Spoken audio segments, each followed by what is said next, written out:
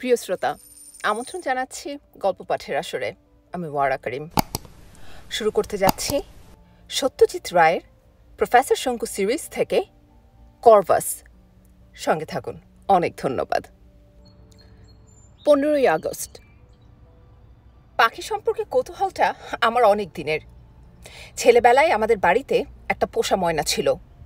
সেটাকে আমি 100-র উপর বাংলা ভাষা পরিষ্কারভাবে উচ্চারণ করতে শিখিয়েছিলাম।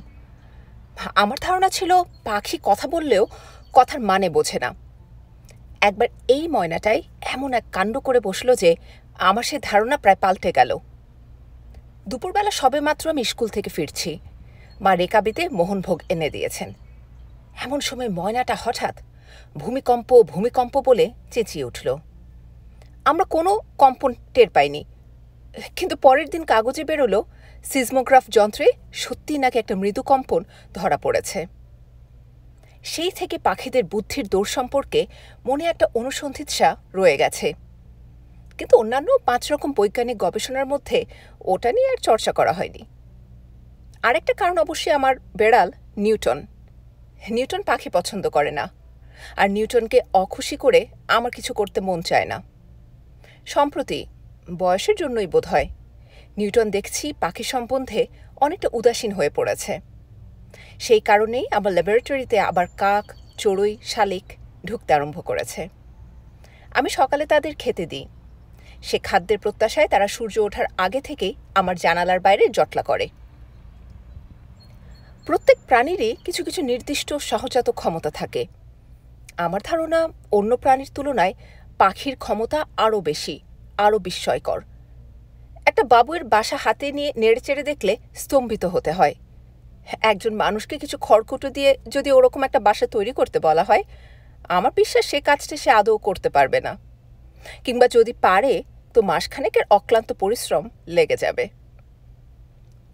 অস্ট্রেলিয়াতে ম্যালিফাউল বলে একরকম পাখি আছে যারা মাটিতে বাসা করে। বালি, মাটি আর উদ্ভিজ্জ দিয়ে তৈরি একটা ঢিপি, আর তার ভেতরে ঢোকার জন্য একটা গর্ত। ডিম পাড়ে বাসার ভিতরে, কিন্তু সে ডিমে তা দেয় না। অথচ উত্তাপ না হলে তো ডিম ফুটে বাচ্চা বেরোবে না। উপায় কি? উপায় হলো এই যে ম্যালিফাউল কোনো এক আশ্চর্য অজ্ঞাত কৌশলে বাসার ভিতরের তাপমাত্রা 78 ডিগ্রি ফারেনহাইটের 1 ডিগ্রিও এদিক ওদিক হতে দেয় না। তা বাইরের আবহাওয়া ঠান্ডা বা গরম যাই হোক না কেন।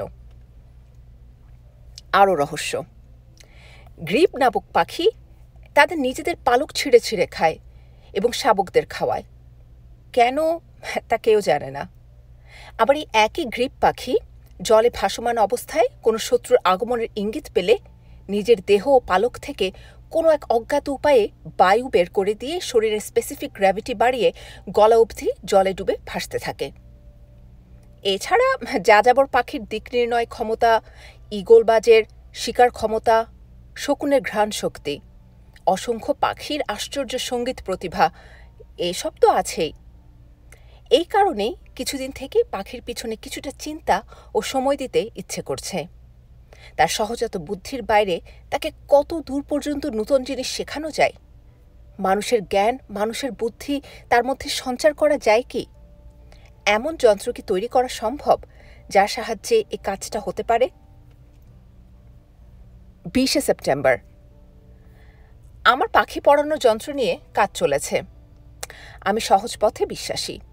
আমার যন্ত্রও তাই হবে জলের মতো সহজ। 2টি অংশ হবে এই যন্ত্র। একটি হবে খাঁচার মতো। পাখি থাকবে সে খাঁচার মধ্যে। খাঁচার সঙ্গে বৈদ্যুতিক যোগ থাকবে দ্বিতীয় অংশের। এই অংশটি থেকে জ্ঞান ও বুদ্ধি চালিত হবে পাখির মস্তিষ্কে। এই 1 মাস আমার ল্যাবরেটরির জানালা দিয়ে খাদ্যের লোভে যেসব পাখি এসে ঢুকেছে সেগুলোকে আমি খুব মনোযোগ দিয়ে স্টাডি করেছি। কাক, চড়ুই, শালিক ছাড়া পায়রা, ঘুঘু, টিয়া, বুলবুলি ইত্যাদিও মাঝে মাঝে আসে। সব পাখির মধ্যে একটি বিশেষ পাখি বিশেষভাবে আমার দৃষ্টি আকর্ষণ করেছে। সেটা একটা কাক। দাঁড় কাক নয়, সাধারণ কাক। কাকটা আমার চেনা হয়ে গেছে। ডান চোখের নিচে একটা সাদা ফুটকি আছে, সেটা থেকে তো চেনা যায়ই। তাছাড়া হাবভাবও অন্য কাকের চেয়ে একটু অন্যরকম। ঠোঁটে পেন্সিল নিয়ে টেবিলের উপর আঁচড় কাটতে আর কোনো পাখিকে দেখিনি। কালকে তো একটা ব্যাপারে রীতিমতো হকচকিয়ে গেছি।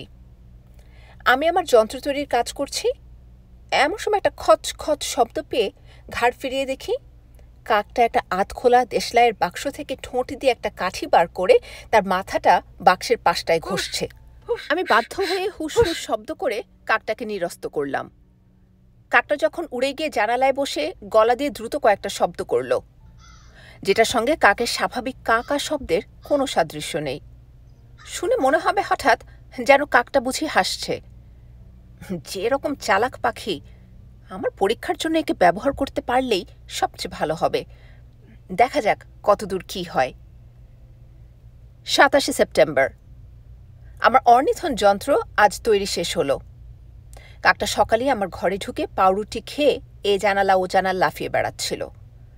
যন্ত্রটা টেবিলের উপর রেখে যেই তার দরজা খুলে দিলাম, অমনি কাক দিব্যি লাফাতে লাফাতে এসে তার ভেতরে ঢুকে পড়ল। এ থেকে এটাই অনুমান করা যায় যে কাকটার শেখার আগ্রহ প্রবল। প্রথমে কিছুটা ভাষা জ্ঞান হওয়া দরকার, না হলে আমার কথা বুঝতে পারবে না। তাই সহজ বাংলা দিয়ে শুরু করেছি। আমাকে বোতাম টেপা ছাড়া আর কোনো কাজই করতে হচ্ছে না। শেখাবার সমস্ত বিষয়ই আগে থেকে রেকর্ড করা, বিভিন্ন চ্যানেলে বিভিন্ন বিষয়, প্রত্যেকটার আলাদা নাম্বার দেয়া। একটা আশ্চর্য জিনিস লক্ষ্য করলাম, বোতাম টিপলেই কাকটার চোখ ধীরে ধীরে বন্ধ হয়ে আসে, আর সঙ্গে সঙ্গে তার নড়াচড়াও বন্ধ হয়ে যায়। কাকের মতো ছটফটে পাখির পক্ষে এটা যে কত অস্বাভাবিক সে তো বুঝতেই পারছি। নভেম্বর মাসে চিলির রাজধানী সান্তিয়াগো শহরে সারা বিশ্বের পক্ষীবিজ্ঞানীদের একটা কনফারেন্স আছে। মিনেসোটাতে আমার পক্ষীবিজ্ঞানী বন্ধু রিউফাস গ্রেনফেলকে একটা চিঠি লিখে দিয়েছি। যদি আমার বয়স বন্ধুটি সত্যি করে মানুষের বুদ্ধি কিছুটা আয়ত্ত করতে পারে, তাহলে ওকে সঙ্গে নিয়ে সম্মেলনের ডেমনস্ট্রেশন সহ একটা বক্তৃতা দেওয়া চলতে পারে। 4 অক্টোবর। কর্ভাস হল কাক জাতীয় পাখির ল্যাটিন নাম। আমার ছাত্রটিকে আমি ওই নামেই ডাকছি। নাম ধরে ডাকলে প্রথম দিকে আমার দিকে ফিরে ফিরে চাইত, এখন দেখছি গলা দিয়ে শব্দ করে উত্তর দেয়। এই প্রথম একটা কাককে কা বলে কি বলতে শুনছি, তবে কণ্ঠস্বরে বিশেষ পরিবর্তন আমি আশা করছি না। হঠাৎ কর্ভাসকে দিয়ে কথা বলানো চলবে না। তার বুদ্ধির পরিচয় তার কাজেই প্রকাশ পাবে বলে আমার বিশ্বাস। কর্ভাস এখন ইংরেজি শিখছে। বাইরে গিয়ে ডেমনস্ট্রেশন দিতে গেলে এই ভাষাটার প্রয়োজন হবে। ও ট্রেনিংয়ের সময় হল সকাল 8টা থেকে 9টা। দিনের বেলা বাকি সময়টা ও আমার ঘরের আশেপাশে ঘোরাফেরা করে। সন্ধ্যা হলে এখনও রোজই চলে যায় আমার বাগানের উত্তর পশ্চিম কোণের আম গাছটায়। নিউটন দেখছি কর্ভাসকে দিব্যি মেনে নিয়েছে। আজকে যে ঘটনাটা ঘটল, তারপরে সম্পর্কটা বন্ধুত্বে পরিণত হলেও আশ্চর্য হব না। ব্যাপারটা ঘটল দুপুরে। নিউটন আমার আরাম কেদারাটার পাশে কুণ্ডলি পাকিয়ে শুয়ে আছে। কর্ভাস কোথায় যেন উধাও। আমি খাতায় নোট লিখছি। এমন সময় হঠাৎ ডানার ঝটপটানি শুনে জানালার দিকে চেয়ে দেখি কর্ভাস ঘরে ঢুকেছে। তার ঠোঁটে একটি সদ্য কাটা মাছের টুকরো। সে সেটাকে এনে থপ করে নিউটনের সামনে ফেলে দিয়ে আবার জানালায় ফিরে গিয়ে বসে বসেই ঘাড় বিকিয়ে এদিক ওদিক দেখতে লাগল। গ্রেনফেল আমার চিঠির উত্তর দিয়েছে। লিখেছে সে পক্ষীবিজ্ঞানীদের সম্মেলনে আমাকে নেমন্তন্ন পাঠানোর বন্দোবস্ত করছে। আমি অবশ্যই যেন কাক সমেতে যথাসময়ে সান্তিয়াগোতে হাজির হই। 20 অক্টোবর। 2 সপ্তাহে অভাবনীয় প্রোগ্রেস। কর্ভাস ঠোঁটে পেন্সিল নিয়ে ইংরেজি কথা আর সংখ্যা লিখছে। কাগজটাকে টেবিলের ওপর ফেলে দিতে হয়। কর্ভাস তার উপর দাঁড়িয়ে লেখে। ওর নিজের নাম ইংরেজিতে লিখল, CORVUS। সহজ যোগ বিয়োগ করতে পারছে। ইংল্যান্ডের রাজধানী কি জিজ্ঞেস করলে লিখতে পারছে। আমার পদবি লিখতে পারছে। 3 দিন আগে মাস, বার, তারিখ এসব শিখিয়েছিলাম। আজকে কি বার জিজ্ঞেস করাতে পরিষ্কার অক্ষরে লিখল, ফ্রাইডে। কর্ভাসের খাওয়ার ব্যাপারেও বুদ্ধির পরিচয় পেয়েছি। আজ একটা পাত্রে রুটি টোস্টের টুকরো আর আরেকটাতে খানিকটা পেয়ারার জেলি ওর সামনে রেখেছিলাম। ও রুটির টুকরোগুলো মুখে পড়ার আগে প্রতিবারই ঠোঁট দিয়ে খানিকটা জেলি মাখিয়ে নিচ্ছিল। 22 অক্টোবর। কর্ভাস যে এখন সাধারণ কাকের চেয়ে নিজেকে আলাদা রাখতে চায় তার স্পষ্ট প্রমাণ আজকে পেলাম। আজ দুপুরে হঠাৎ খুব বৃষ্টি হলো, সঙ্গে বিদ্যুৎ ও বজ্রপাত। 3টে নাগাদ একটা কান ফাটানো বাজ পড়ার শব্দ শুনে জানালার কাছে গিয়ে দেখি আমার বাগানের বাইরের শিমুল গাছটা থেকে ধোঁয়া বেরোচ্ছে। বিকেলে বৃষ্টি থামার পর প্রচণ্ড কাকের কোলাহল। এ তল্লাটে যত কাক আছে সব ওই মরা গাছটায় জড়ো হয়ে হল্লা করছে। আমার চাকর প্রহ্লাদকে ব্যাপারটা দেখতে পাঠালাম। সে ফিরে এসে বলল, বাবু, একটা কাক মরে পড়ে আছে গাছটার নিচে, তাই এত চেল্লাচিল্লি। বুঝলাম বাজ পড়ার ফলে কাকটার মৃত্যু হয়েছে। কিন্তু আশ্চর্য, কর্ভাস আমার ঘর থেকে বেরোবার কোনো রকম আগ্রহই দেখালো না। সে এক মনে পেন্সিল মুখে দিয়ে প্রাইম নাম্বারস লিখে চলেছে, 2, 3, 4, 5, 7, 11, 13। 7 নভেম্বর। কর্ভাসকে এখন সদর্পে বৈজ্ঞানিক মহলে উপস্থিত করা চলে। পাখিকে শিখিয়ে পড়িয়ে খুঁটিনাটি ফরমাস খাটানোর নানা রকম উদাহরণ পাওয়া যায়, কিন্তু কর্ভাসের মতো এমন শিক্ষিত পাখির নজির পৃথিবীর ইতিহাসে আর আছে বলে আমার জানা নেই। অর্নিথন যন্ত্রের প্রয়োজন ফুরিয়ে গেছে। অঙ্ক, জ্যামিতি, ইতিহাস, ভূগোল, পদার্থবিজ্ঞান, রসায়ন ইত্যাদি সব বিষয়েই যেসব প্রশ্নের উত্তর সংখ্যার সাহায্যে বা অল্প কয়েকটি শব্দের সাহায্যে দেওয়া যায়, কর্ভাস তা শিখে নিয়েছে। সঙ্গে সঙ্গে ওর মধ্যে যে জিনিসটা প্রায় আপনা থেকেই জেগে উঠেছে, সেটাকে বলা চলে মানব সুলভ বুদ্ধি বা হিউম্যান ইন্টেলিজেন্স, যেটার সঙ্গে পাখির কোনো সম্পর্ক নেই। উদাহরণস্বরূপ একটা ঘটনার উল্লেখ করা যেতে পারে। সান্তিয়াগো যাব বলে আজ সকালে আমরা সুটকেস গোছাচ্ছিলাম। গোছানো শেষ হলে পর বাক্সের ঢাকনা বন্ধ করে পাশে ফিরে দেখি কর্ভাস সুটকেসের চাবিটা ঠোঁটে নিয়ে চুপটি করে দাঁড়িয়ে আছে। কাল গ্রেনফেলের আরেকটা চিঠি পেয়েছি। ও সান্তিয়াগো পৌঁছে গেছে। পক্ষী বিজ্ঞানী সম্মেলনের কর্তৃপক্ষ আমার আসার পথ চেয়ে আছে। এর আগে এইসব সম্মেলনে কেবল পাখি নিয়ে বক্তৃতাই হয়েছে। জ্যান্ত পাখির সাহায্যে উদাহরণ সমেত কোনো বক্তৃতা কখনো হয়নি।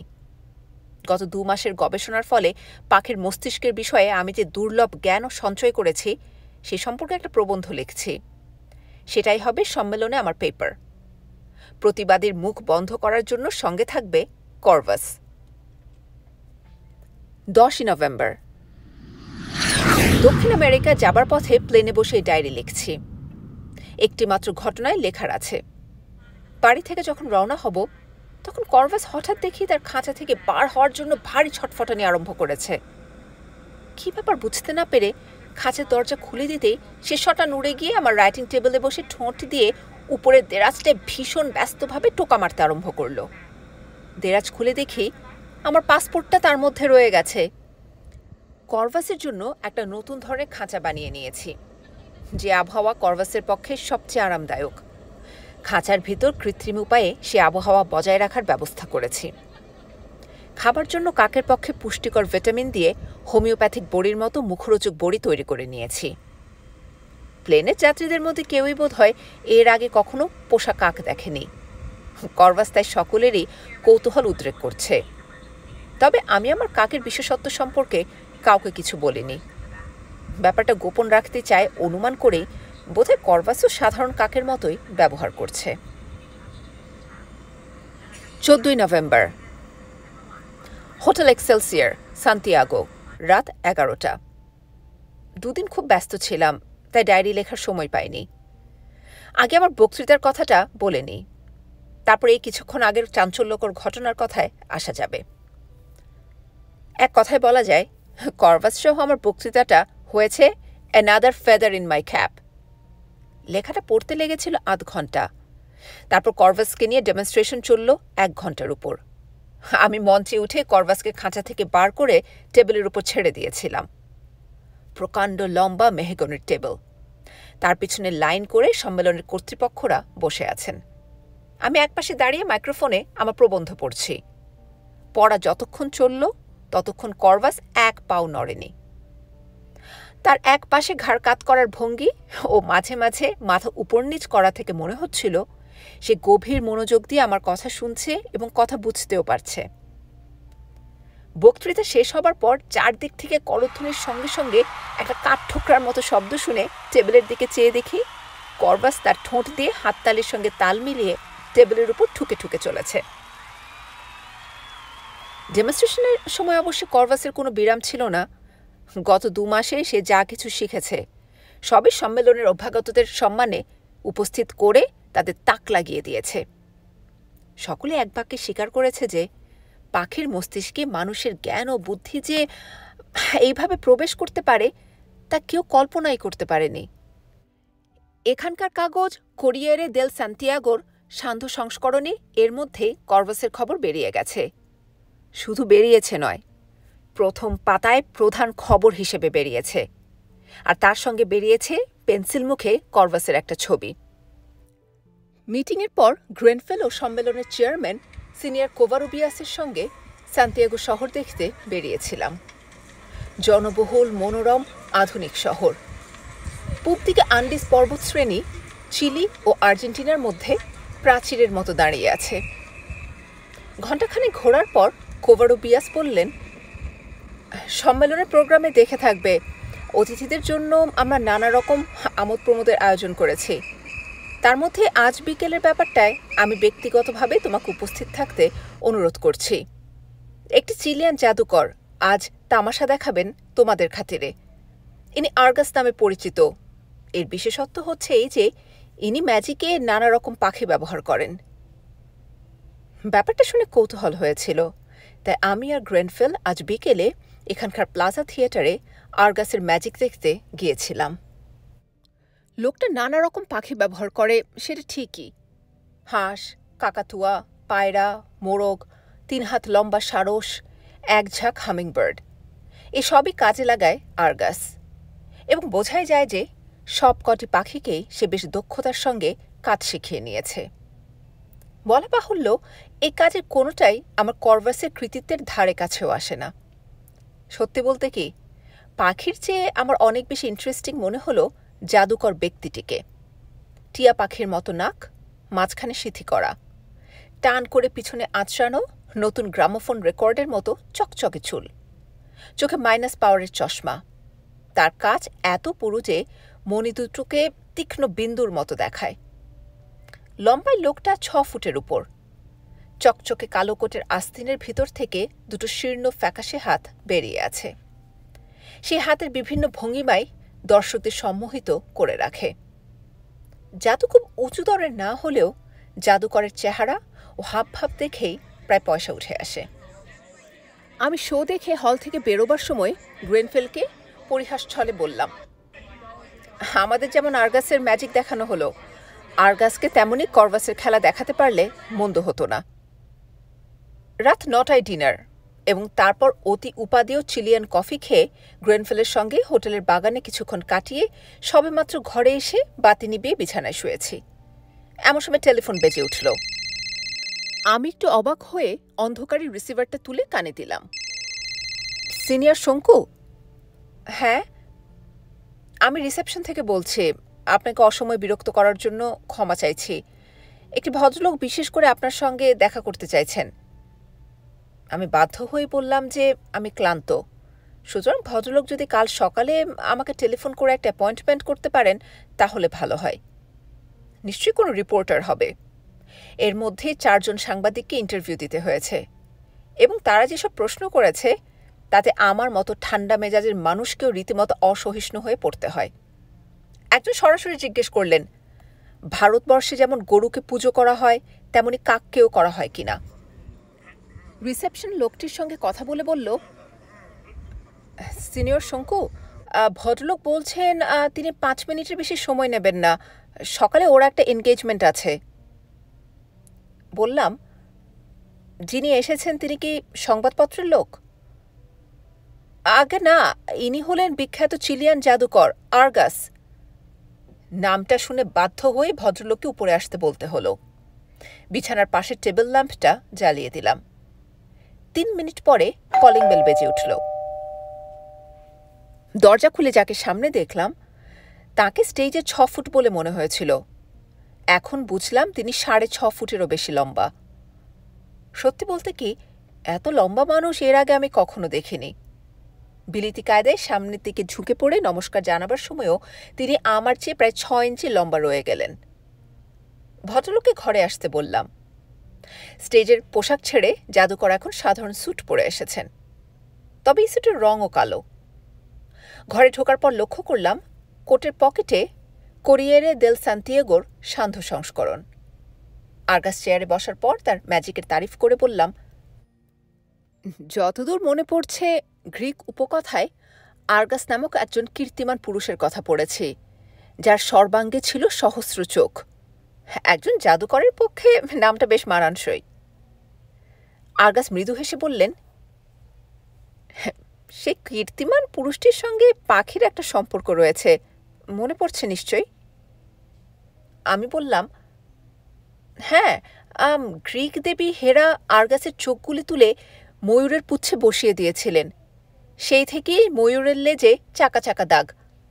কিন্তু আমার কৌতূহল হচ্ছে আপনার চোখ সম্পর্কে। কত পাওয়ার আপনার চশমার? -20।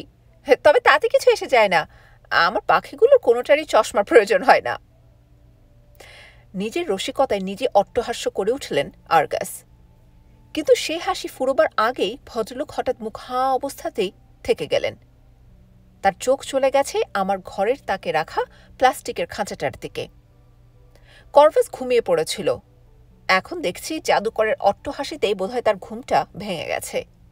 সে দিব্যি ড্যাব ড্যাব করে চেয়ে আছে আগন্তুকটির দিকে।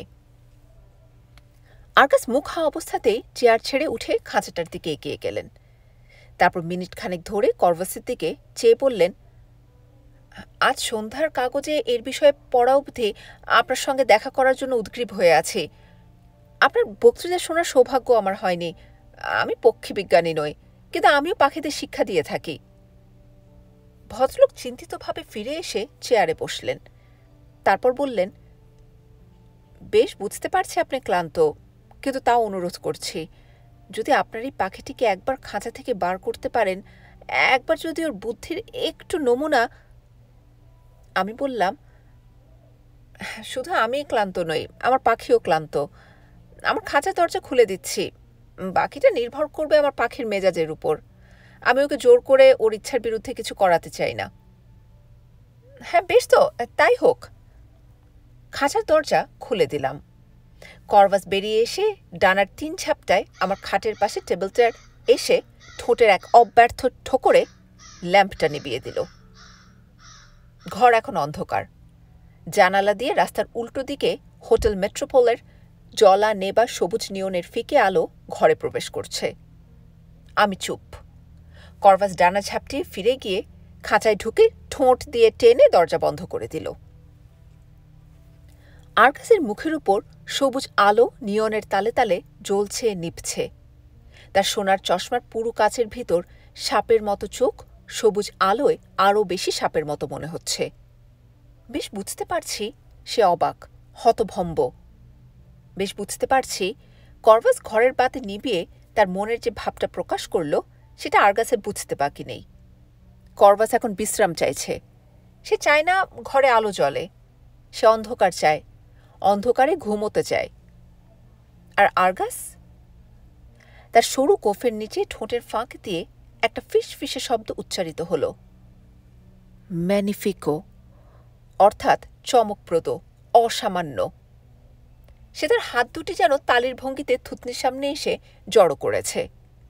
লক্ষ্য করলাম তার নখগুলো অস্বাভাবিক রকম লম্বা ও চকচকে। বুঝলাম সে নখে নেল পলিশ মেখেছে, রুপোলি পালিশ, যার ফলে মঞ্চের স্পষ্ট লাইটে আঙুলের খেলা জমে ভালো। সেই রুপোলি নখে এখন বারবার সবুজের নিয়ন আলো প্রতিফলিত হচ্ছে। আই ওয়ান্ট দ্যাট ক্রো। ফিসফিসে শুকনো গলায় ইংরেজিতে আর্গাসের কথা এলো। এতক্ষণ সে স্প্যানিশ ভাষায় কথা বলছিল। কথাগুলো লিখতে গিয়ে বুঝতে পারছি তাতে একটা নগ্ন নির্লজ্জ লোভের ইঙ্গিত এসে পড়ছে, কিন্তু আসলে আর্গাসের কণ্ঠস্বরে ছিল অনুনয়। আই ওয়ান্ট দ্যাট ক্রো, আবার বলল আর্গাস। আমি চুপ করে তার দিকে চেয়ে রইলাম। এখন কিছু বলার দরকার নেই। আরও কি বলতে চায় লোকটা, দেখা যাক। আরগাস এতক্ষণ জানালার দিকে চেয়েছিল। এবার সে আমার দিকে দৃষ্টি ফেরালো। ভারী অদ্ভুত লাগছিল এই অন্ধকার আর সবুজ আলোর খেলা। এও যেন একটা ভেলকি। লোকটা এই আছে, এই নেই। আরগাসের লম্বা আঙুলগুলো নড়ে চড়ে উঠল। সেগুলো এখন তার নিজের দিকে ইঙ্গিত করছে। আমাকে দেখো প্রফেসর, আমি আরগাস। আমি বিশ্বের সেরা জাদুকর। 2 আমেরিকার প্রতিটি শহরের প্রতিটি জাদুপ্রিয় লোক আমাকে চেনে। ছেলে, বুড়ো, মেয়ে, পুরুষ সবাই চেনে। আগামী মাসে আমি পৃথিবী ভ্রমণে বেরোচ্ছি। Rome, Madrid, Paris, London, Athens, Stockholm, Tokyo, Hong Kong. আমার ক্ষমতা এবার স্বীকৃত হবে সারা বিশ্বে। কিন্তু আমার চমকপ্রদ ম্যাজিক আরও সহস্র গুণে বেশি চমকপ্রদ হবে। কিসে জানো? If I get that crow, that Indian crow. ওই পাখি আমার চাই প্রফেসর, ওই পাখি আমার চাই, আমার চাই, আমার চাই। আরগাস তার ফিসফিসে কথা বলার সঙ্গে সঙ্গে তার হাতটা আমার চোখের সামনে নাড়ছে, আঙুলগুলোকে সাপের ফনার মতো দোলাচ্ছে, নখগুলো সবুজ আলোয় চকচক করছে। আমি মনে মনে হাসলাম। আমার জায়গায় অন্য যে কোনো লোক হলে আরগাসের কার্যসিদ্ধি হতো, অর্থাৎ সে লোক হিপনোটাইজড হতো। সেই সুযোগে খাঁচার পাখিও আরগাসের হস্তগত হতো। আমাকে হিপনোটাইজ করা যে সহজ নয়, সেটা এবার আমার কথা থেকেই বোধহয় জাদুকর বুঝতে পারল। মিস্টার আরগাস, আপনি বৃথা বাক্য ব্যয় করছেন, আর আমাকে সম্মোহিত করার চেষ্টাও বৃথা। আপনার অনুরোধ রক্ষা করা আমার পক্ষে সম্ভব নয়। করভাস শুধু আমার ছাত্রই নয়, সে আমার সন্তানের মতো, সে আমার বন্ধু, আমার অক্লান্ত পরিশ্রম ও গবেষণার প্রফেসর। আরগাসের কণ্ঠস্বর আগের চেয়ে অনেক তীব্র, কিন্তু পরক্ষণে সে আবার গলা নামিয়ে বলে চলল, প্রফেসর, তুমি কি জানো যে আমি ক্রোড়পতি? শহরের পূর্ব প্রান্তে আমার একটা 50 কামরা বিশিষ্ট প্রাসাদ রয়েছে। সেটা কি তুমি জানো? আমার বাড়িতে 26 জন চাকর, আমার 4টে ক্যাডিল্যাক গাড়ি। এইসব কি তুমি জানো? খরচের তোয়াক্কা আমি করি না প্রফেসর। ওই পাখির জন্য তোমাকে আমি আজই এক্ষুনি 10,000 এস্কুডো দিতে রাজি আছি। 10,000 এস্কুডো মানে প্রায় 15,000 টাকা। আরগাস জানে না যে সে যেমন খরচের তোয়াক্কা করে না, আমি তেমনি টাকা জিনিসটারই তোয়াক্কা করি না। সে কথাটা তাকে বললাম। আরগাস এবার একটা শেষ চেষ্টা করল। তুমি তো ভারতীয়, তুমি কি অলৌকিক যোগাযোগে বিশ্বাস করো না? ভেবে দেখো, আরগাস করভাস, ওই কাকের নামকরণ হয়েছে আমারই জন্য। সেটা কি তুমি বুঝতে পারছো না প্রফেসর? আমি আর ধৈর্য রাখতে পারলাম না, চেয়ার ছেড়ে উঠে পড়লাম। মিস্টার আরগাস, তোমার গাড়ি, বাড়ি, খ্যাতি, অর্থ নিয়ে তুমি থাকো। করভাস আমার কাছেই থাকবে। ওর শিক্ষা এখনো শেষ হয়নি। ওকে নিয়ে আমার এখনো অনেক কাজ বাকি। আমি আজ ক্লান্ত। তুমি 5 মিনিট সময় চেয়েছিলে, আমি 20 মিনিটই দিয়েছি, আর দিতে পারছি না। আমি এখন ঘুমোবো, আমার পাখিও ঘুমোবে। সুতরাং গুড নাইট। আমার কথাগুলো শুনে আরগাসের মুখে হতাশার ছাপ দেখে একটা সামান্য অনুকম্পার ভাব মনে প্রবেশ করলেও আমি সেটাকে একেবারে আমল দিলাম না। আরগাস আবার বিলিতি কায়দায় মাথা নুয়ে স্প্যানিশ ভাষায় গুড নাইট জানিয়ে আমার ঘর থেকে বেরিয়ে চলে গেল। দরজা বন্ধ করে খাঁচার কাছে গিয়ে দেখি করভাস তখনও জেগে। আমি যেতেই সে ঠোঁট ফাঁক করে একটা শব্দ উচ্চারণ করল, কে? এবং শব্দটাতে যে একটা জিজ্ঞাসা রয়েছে সেটা বলার সুরে স্পষ্ট। বললাম, এক পাগলা জাদুকর, টাকার গরমটা বড্ড বেশি, তোমাকে চাইতে এসেছিল, আমি না করে দিয়েছি। সুতরাং তুমি এখন নিশ্চিন্তে ঘুমোতে পারো। 16 নভেম্বর। ভেবেছিলাম কালকের ঘটনা কালকেই লিখে রাখব, কিন্তু বিভীষিকার ঘোর কাটতে সারা রাত লেগে গেল। কাল সকালটা যেভাবে শুরু হয়েছিল তাতে বিপদের কোনো পূর্বাভাস ছিল না। সকালে সম্মেলনের বৈঠক ছিল। তার মধ্যে উল্লেখযোগ্য ঘটনা হচ্ছে জাপানি পক্ষীবিজ্ঞানী তোমাসাকা মরিমোতোর ঘোর ক্লান্তিকর ভাষণ। সঙ্গে করভাসকে নিয়ে গিয়েছিলাম। প্রায় 1 ঘন্টা বক্তৃতার পর হঠাৎ খেই হারিয়ে ফেলে মরিমোতো আমতা আমতা করছিল। এমন সময় করভাস হঠাৎ আমার চেয়ারের হাতলে সশব্দে ঠোঁটতালি আরম্ভ করে দিল। হলের লোক তাতে হো হো করে হেসে ওঠাতে আমি ভারী অপ্রস্তুতে পড়ে গিয়েছিলাম। দুপুরে আমাদের হোটেলেই সম্মেলনের কয়েকজন ডেলিগেটের সঙ্গে লাঞ্চ ছিল। সেখানে যাবার আগে আমি আমার 71 নম্বর ঘরে এসে করভাসকে খাঁচায় রেখে খাবার দিয়ে বললাম, তুমি থাকো, আমি খেয়ে আসছি। বাধ্য করভাস কোনো আপত্তি করল না। লাঞ্চ শেষ করে যখন উপরে এসেছি তখন 2:30। দরজায় চাবি লাগাতেই বুঝলাম সেটা প্রয়োজন হবে না, কারণ দরজা খোলা। মুহূর্তের মধ্যে একটা চরম বিপদের আশঙ্কা আমার রক্ত জল করে দিল। ঝড়ের মতো ঘরে ঢুকে দেখি যা ভেবেছিলাম তাই, খাঁচা সমেত করভাস উধাও। আবার ঝড়ের মতো ঘরের বাইরে এলাম।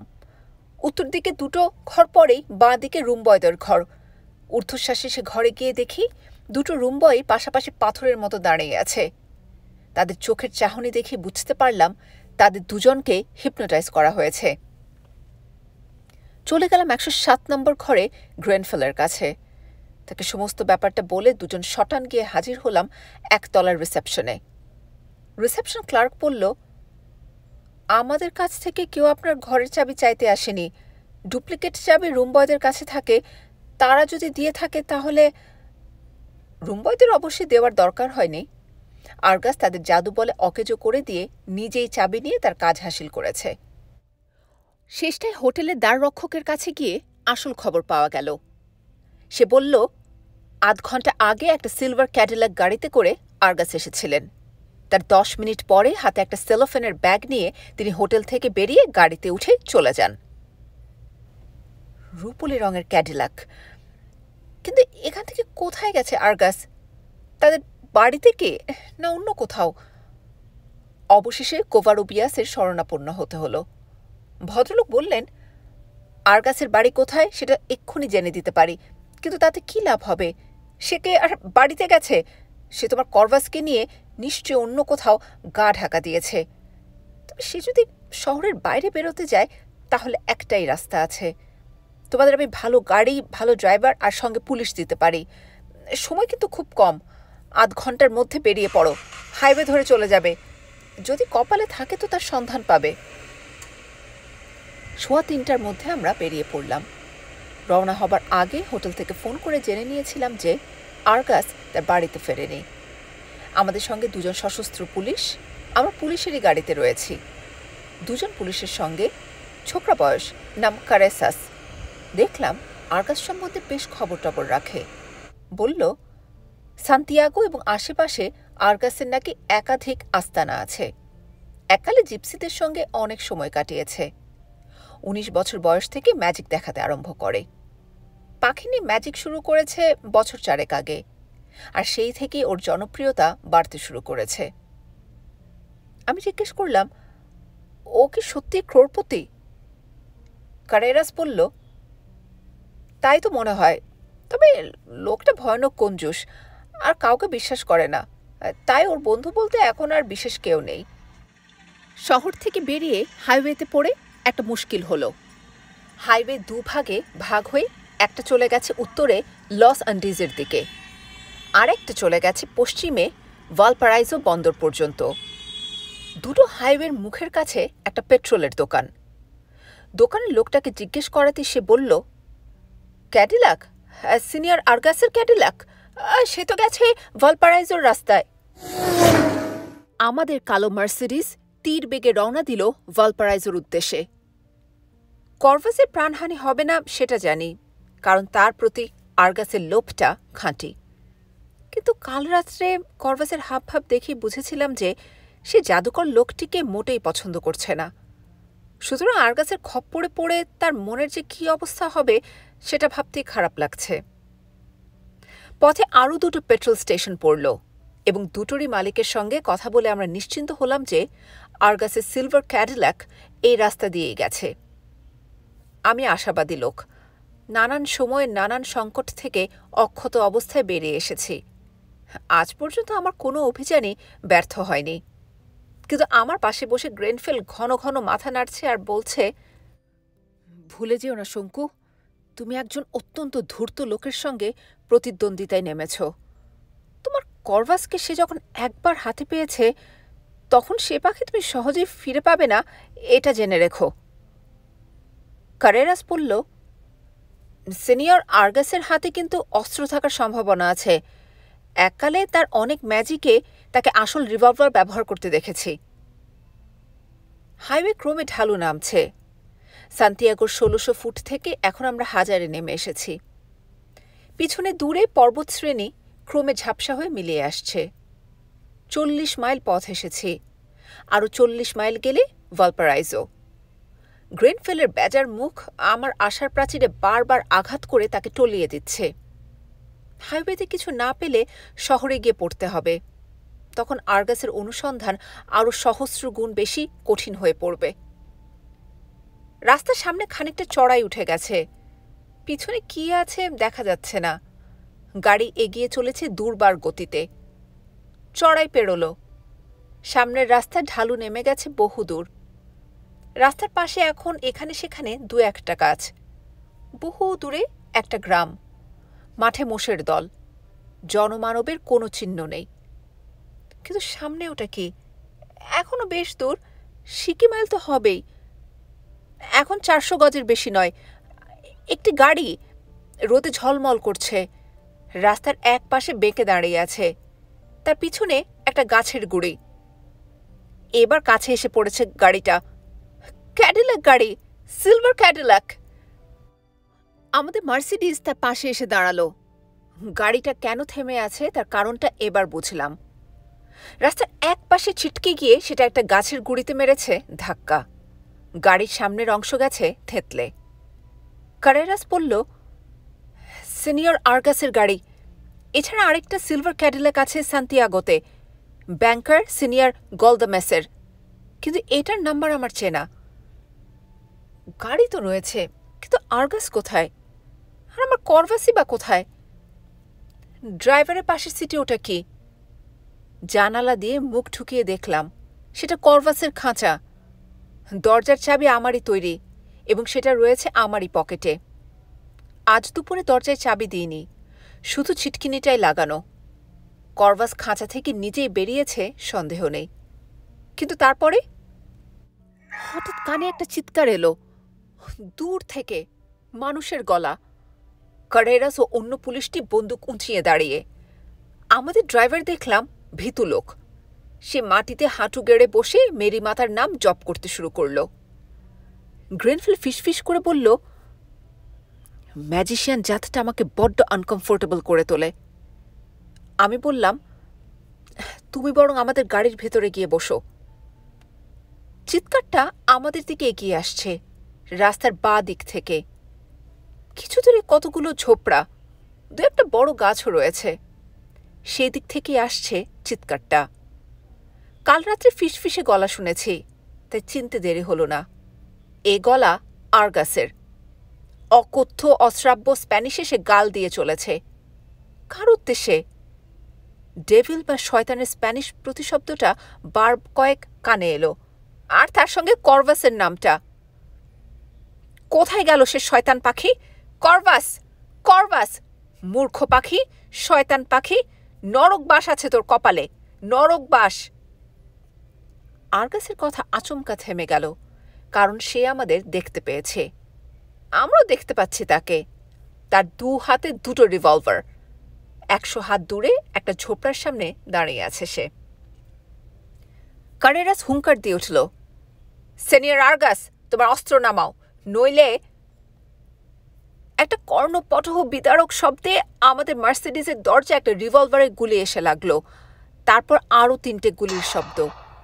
এদিকে ওদিকে আমাদের মাথার উপর দিয়ে ছটকে বেরিয়ে গেল গুলিগুলো। কারেরাস দৃপ্ত কণ্ঠে চেঁচিয়ে উঠল, সিনিয়র আর্গাস, আমাদের কাছে বন্দুক রয়েছে, আমরা পুলিশ। আপনি যদি রিভলভার এখনই না ফেলে দেন, তবে আমরা আপনাকে জখম করতে বাধ্য হব। জখম? আর্গাস শুকনো গলায় আর্তনাদ করে উঠল, তোমরা পুলিশ? আমি যে কিছুই দেখতে পাচ্ছি নে। আরগাস এখন 25 হাতের মধ্যে। এইবার বুঝলাম তার দশাটা। তার চশমাটি খোয়া যাওয়াতে সে প্রায় অন্ধের সামিল হয়ে পড়ে যত্রতত্র গুলি চালিয়েছে। আরগাস হাতের অস্ত্র ফেলে দিয়ে হোঁচট খেতে খেতে এগিয়ে এলো। কারেরাস ও অন্য পুলিশটি তার দিকে এগিয়ে গেল। আমি জানি এই সংকটে আরগাসের কোনো ভেলকি কাজ করবে না। তার অবস্থা অত্যন্ত শোচনীয়। কারেরাস এগিয়ে গিয়ে মাটি থেকে রিভলভার দুটো তুলে নিল। আরগাস তখন বলছে, সে পাখি উধাও হয়ে গেল, দ্যাট ইন্ডিয়ান ক্রো, শয়তান পাখি, কিন্তু কি অসামান্য তার বুদ্ধি। গ্রেনফিল কিছুক্ষণ থেকে ফিসফিস করে কি যেন বলতে চেষ্টা করছিল। এবার তার কথাটা বুঝতে পারলাম। শঙ্কু, দ্যাট বার্ড ইজ হিয়ার। কিরকম? কোথায় কর্ভাস? আমি তো দেখছি না তাকে।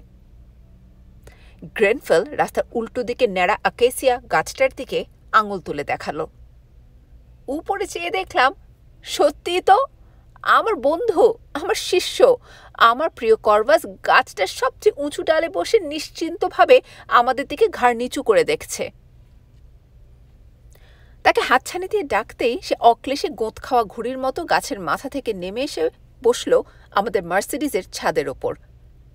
তারপর অতি সন্তর্পণে, যেন জিনিসটার মূল্য সে ভালোভাবেই জানে, তার ঠোঁট থেকে তার সামনেই নামিয়ে রাখল আরগাসের -20 পাওয়ারের সোনার চশমাটা।